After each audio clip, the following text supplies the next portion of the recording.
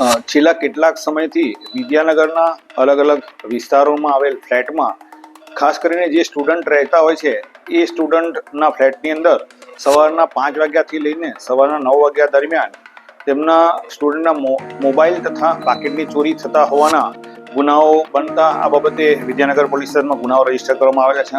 આ અગાઉ 2 દિવસ પહેલાં પણ આ પ્રકારનો બનાવ નાણા બજાર તેમજ કાકાપાન સેન્ટર સામે આવેલ રાધામોહન ફ્લેટમાં પણ આ પ્રકારનો બનાવ બનતા શક્તિસિંહ વનરાજસિંહ બારડ તથા રાજદીપ દિલીપકુમારની આ બાબતે ફરિયાદ લઈ અને ગુનાઓ રજીસ્ટર કરવામાં આવેલા છે.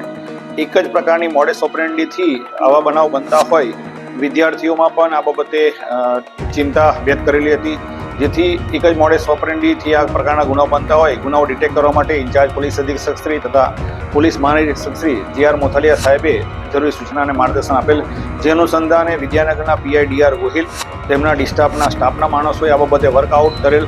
તેમજ સવારના 5 વાગ્યાથી લઈને 9 વાગ્યા સુધી આ પ્રકારની એમોથી ગુનાઓ બનતા હોય વિદ્યાનગરમાં આવેલા સીસીટીવી કેમેરા તેમજ નેત્રમ સીસીટીવી કેમેરાનો ઉપયોગ કરી અને હ્યુમન રિસોર્સિસનો ઉપયોગ કરી આ બાબતે હકીકત મેળવતા અનામ હેડ કોન્સ્ટેબલ પ્રદીપસિંહ પ્રવીણસિંહ તથા ભરતભાઈ ભાનુભાઈને આ બાબતે હકીકત મળેલ કે આ ગુનામાં સંડોવાયેલા આરોપીઓ જોડ બસ સ્ટેન્ડ પાસેથી પસાર થનાર છે.